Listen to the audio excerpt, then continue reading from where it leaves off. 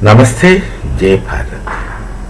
Mostly when people in Bharat see Pakistani discussions, debates, it's for entertainment. But then something which I seen recently was a little more than entertaining, rather shocking, and that one discussion is sufficient to make you bedridden out of laughter. I don't want to name the people those are talking because most likely these people speak on their kind of conviction. First thing they make a statement that Pakistan won Operation Sindoor. They have destroyed Bharat. Taj Mahal is not there. They have destroyed. Our Delhi streets are heavily bombed. You just can't go to Waisanabad. Previously they used to call us Tuklakabad. Crazy name. Some sensible man has changed it to Waisanabad. Good. That Daulakuvangal is destroyed. That's Kua. That's Kua. This is the kind of talking they do. Last week I had gone there. Last week I used to go there, officially stay. And according to them, Bharat is heavily destroyed. For some reasons I keep traveling to this place and that place. I'm so blind that I could not see any distractions. And this talks, then suddenly there's a shift, paradigm shift in the discussions which shifts to that there is a divine hand. There's a divine hand in the entire operation. The divine hand helped them to destroy Bharat and win the Operation Sindoor. They say it's Allah's hand, etc. Everything is designed. What is safe escapism? That everything is done by Him. Everything, there's a divine hand. These kind of narratives goes on, and anyone who listens will get frustrated by laughter. Oh my God, people speak all those things. And they give accounts. So many aircrafts were down. The Prime Minister, poor fellow, still believes that 7 Rafales were down. I am not going to answer this. Let him believe and sleep comfortably that 7 Rafales were down. And the poor people in Pakistan still believe that they are a nuclear powered nation. They don't realize that they can't even make motorcycle engines. They may have nuclear weapons in their hands, but that's not theirs. Not made by them, not created by them, can't be operated by them, can't use them. They are simple instruments in the hands of someone else who is better. They don't realize they are being used. They don't want to know. Because in general, the Pakistani public got an habit of getting things free without doing any work. And if it continues in generation, that will destroy the vitality of any society. So you keep getting things without working.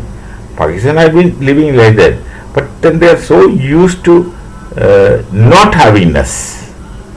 They live through that, but then won't work. See, one of the drawbacks of communism in China before, they are now changing. Communism is that everything is given by the typical communism. And Soviet Union also, those days when they were communists, things are given by the state. And if things are given by the state, there's a spurious guarantee that sets into the mind of people that you don't have to do anything, everything comes. And more dangerously, even if you outsmart others and do something, you're not going to get any incentive. So all are equal, so people will work just like that, like machines. Matter of fact job, no enthusiasm, no involvement. They just work impersonally. Whether they work or not, they get their food. In any case, they have to go and stand in line for bread. These are all social securities in that kind of communism. And people will lose their competitive nature. That's a great destruction of the greatest destroying factor in communism, that you are not competitive. competition, of course, obviously has to be healthy competition, but then even if it gets nasty to some extent, it would overall have a better results of better quality coming out. And only through better quality, the theory of evolution stands functioning. That you go from one to better. The best is approximate, can only approximate, it can't be achieved. But then the process is what one should do. You keep improving, and you have to keep doing hard work. And this, without this, you become a monotonous society, which is akin to the story of lotus eaters. You think you are happy, maybe really not happy, but you think you are happy. You think that you have everything, and then those who are thinking will have frustrations coming, problems coming.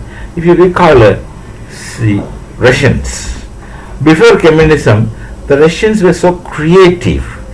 They made such wonderful novels. They wrote such wonderful poetries, but everything went to a standstill with the formation of communist Russia, that is former Soviet Union. The communism has destroyed their creativity and vitality. The only person who wrote a novel in communist Russia, as I know, is Alexander Solzhenitsyn. He ran away from Russia to US, and there he wrote this novel. This is the situation of communist compulsion. This is precisely what's happening in Pakistan. They are under a self-created huge illusion, not hallucination. Sorry, hallucination, not illusion. Illusion is Raju Sarpa. You mistake something for something else is illusion.